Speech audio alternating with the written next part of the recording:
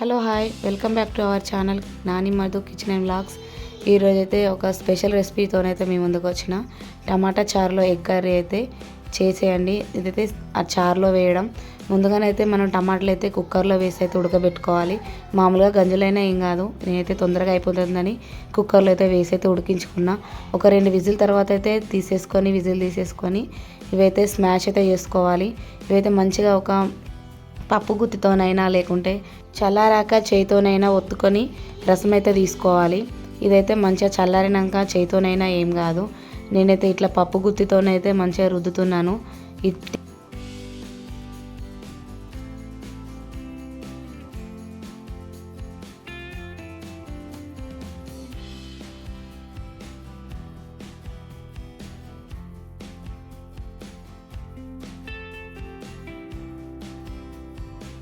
టమాటాలు అయితే మంచిగా మెత్తగా స్మాష్ అయిపోయినాకనైతే ఇందులో కొద్దిగా చింతపండు అయితే వేసుకోవాలి.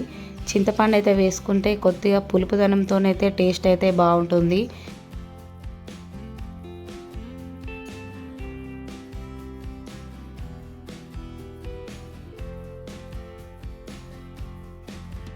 ఇదైతే వడగట్టుకోవాలి.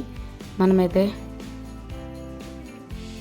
టమాటా చారు వడగట్టుకున్నాక గ్యాస్ పైన అయితే పెట్టి అందులో మనకు కావాల్సినంత ఉప్పు కారం వేసుకొని మెయిన్గా ఇందులో టేస్ట్ అయితే కావాలంటే 2 లవంగాలు అయితే దంచైతే వేయాలి. మెయిన్ ఇదే చారుకైతే.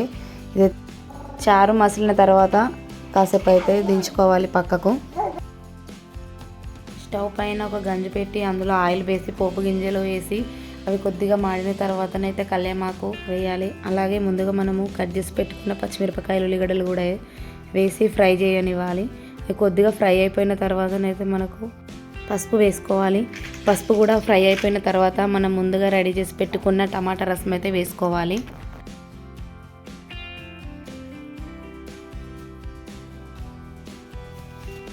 ఇదైతే మొత్తం మసిలేంత వరకు అయితే చూసుకోవాలి. ఇప్పుడు నేనైతే ఎగ్ కర్రీ కోసం అయితే సపరేట్ ఇంకో గంజులో ఈ రసం అయితే తీసుకొని అందులో కొద్దిగా ధనియా పౌడర్ వేసుకొని నేను ముందుగా తెచ్చిపెట్టుకున్న కోడిగుడ్లను అయితే ఇందులో అయితే ఒక్కొక్కటిగా వేసుకుంటాను. వేసుకున్న తర్వాత కాసేపు అయితే అట్లనే ఉంచాలి. అది కొద్దిగా ఉడికిపోయిన తర్వాత అయితే మనం చాకుతోనైతే ఈ రౌండ్గా ఉన్న మధ్యలో అయితే చిన్న ఘాటుతో పెట్టుకోవాలి. ఉడకకపోయిన మంచిగా ఉడుకుతుంది, మసాలా కూడా పడుతుంది.